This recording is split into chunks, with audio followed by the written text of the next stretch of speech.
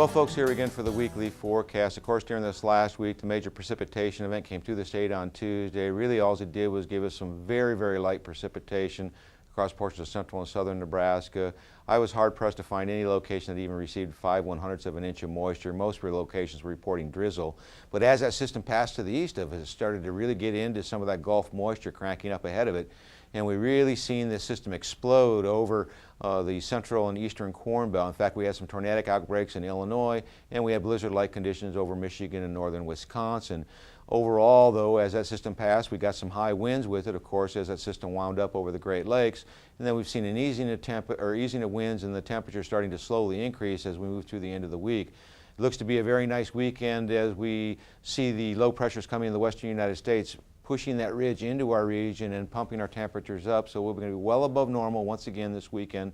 We'll be looking at temperatures consistently in the 60s to the 70s, and then we'll also see our lows move up in the 40s and the 50s. That'll be short-lived as we see another system pass through on Tuesday. So let's get to the upper air models, and what we'll notice is here's our ridging in place, southwest flow aloft, bringing warm air into our region. Most of the activity in the western United States, nothing much in our region. So we do have a surface low that will develop. It may just generate a few clouds, but there is no moisture for it to work on to generate precipitation. You'll see the major precipitation today up in the Pacific Northwest. Now as we go into tomorrow, that system makes us a little ways inland into the Great Basin region, moving the systems to the northeast, but once again, no moisture, few clouds. All of the heavier moisture still remains to the east of us, and that system starts to crank out moisture into the Intermountain region and start to move it toward Colorado.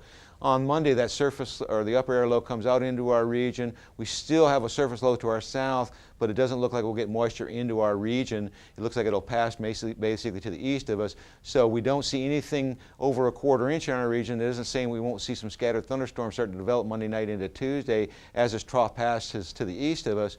But overall, it looks like most of the major precipitation remains to the east of us, and we get high pressure filtering in with slightly cooler conditions as the jet stream starts to take in more northwesterly flow. So here's your major precipitation event with this system as we go into Tuesday, and then we see this northwest flow. As the system lifts out, a series of systems will move in this northwest flow to our north, keeping the precipitation in our region. So here we have a low pressure going through into North Dakota, moving toward the southeast. Still not expecting any significant moisture as it remains over the Cascades region, and that system starts to exit out in the eastern United States.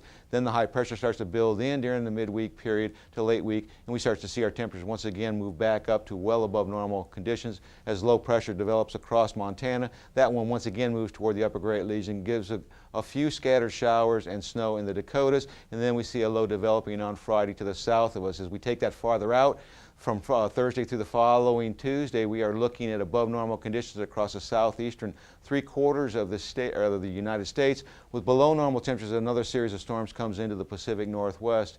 In terms of precipitation, the models still are hinting at moving almost this moisture over the north of us as we see that dry slot from the southwest to the Central Plains still in place. However, there are signs that some of this models may actually pull this low a little bit farther south, and we'll see some of that moisture spreading across at least the northern half of the state with above normal conditions. So we'll keep an eye on things and see how things change as we go through the next week. But overall, this is a very dry period that we're looking at before we start to see a return to significant weather as we get into the mid-month period.